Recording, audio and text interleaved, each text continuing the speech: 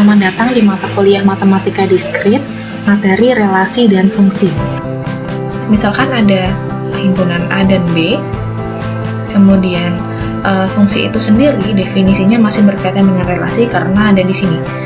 Relasi dari A ke B dikatakan sebagai fungsi jika setiap elemen di himpunan A dihubungkan dengan tepat satu elemen di himpunan B. Jadi, fungsi itu sebenarnya adalah relasi, tetapi dia mempunyai aturan tambahan, yaitu aturannya adalah setiap elemen di himpunan A harus dihubungkan dengan tepat satu saja elemen di dalam B. Jika fungsi dari himpunan A ke B, kita tuliskan F A panah B, artinya F itu memetakan elemen di himpunan A ke elemen di himpunan B. Tentu saja dengan aturan yang tadi, yaitu setiap elemen di A dihubungkan dengan tepat satu elemen di B. Kurang lebih gambarnya seperti ini. Jadi ada himpunan A di sebelah kiri, kemudian himpunan B di sebelah kanan. Nah, setiap yang ada di dalam himpunan A harus berpasangan, berpasangannya juga harus dengan tepat satu yang ada di B. Jadi istilah sederhananya dia harus tidak boleh jomblo yang ada di A, dan setiap yang ada di A juga harus setia kepada satu pasangan, tidak boleh selingkuh. Dari dua himpunan tadi, yaitu A dan B, A disebut daerah asal atau domain, kemudian B-nya disebut daerah kodomain atau daerah hasil.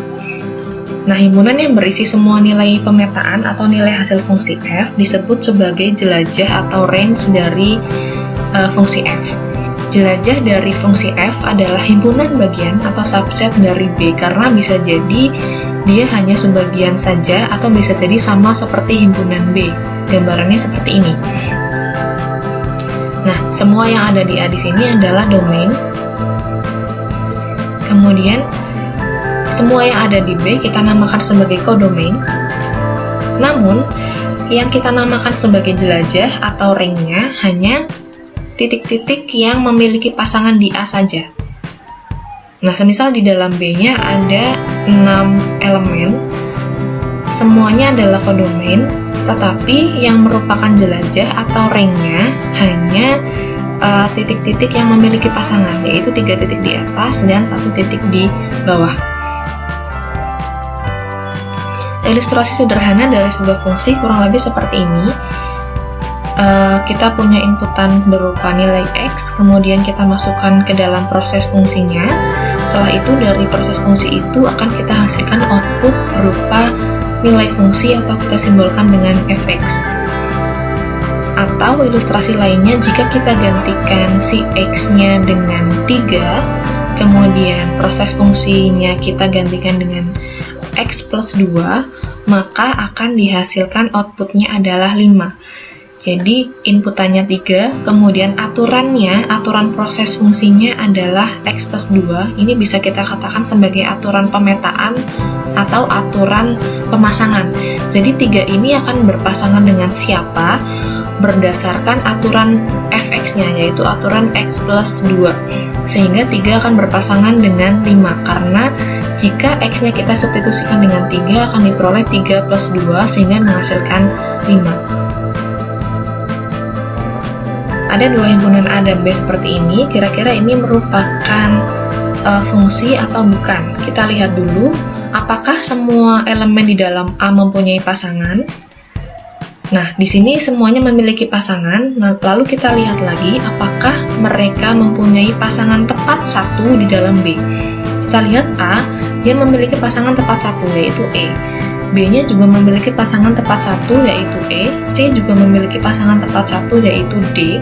Sehingga bisa dikatakan fungsi ini adalah, relasi ini adalah suatu fungsi. Karena memenuhi aturan fungsi, yaitu setiap yang ada di A memiliki pasangan tepat satu yang ada di B.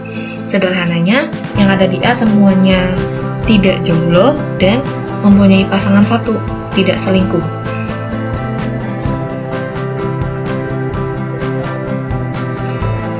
Yang kedua, kita punya fungsi yang berbeda lagi. Di sini ada ABC, namun di sini A-nya dia memiliki pasangan yang tidak tepat satu. Pasangannya ada 2, atau bahasa sederhananya dia selingkuh.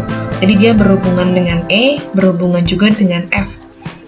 Karena tidak memenuhi aturan fungsi, sehingga bisa dikatakan dia bukanlah fungsi, tetapi hanya relasi biasa. Selanjutnya, di sini A, B, C masing-masing berpasangan dan berpasangannya tetap satu, sehingga dia fungsi juga. Nah, yang ini fungsi atau bukan? Oke, yang ini kita bisa lihat bahwa di himpunan yang A ada satu elemen yang tidak memiliki pasangan, yaitu B. Sehingga bisa dikatakan dia tidak memenuhi aturan fungsi. Kesimpulannya, dia bukan merupakan fungsi. Oke, selanjutnya jenis-jenis fungsi ada 3. Yang pertama adalah injektif, yang kedua adalah surjektif, yang ketiga adalah bijektif.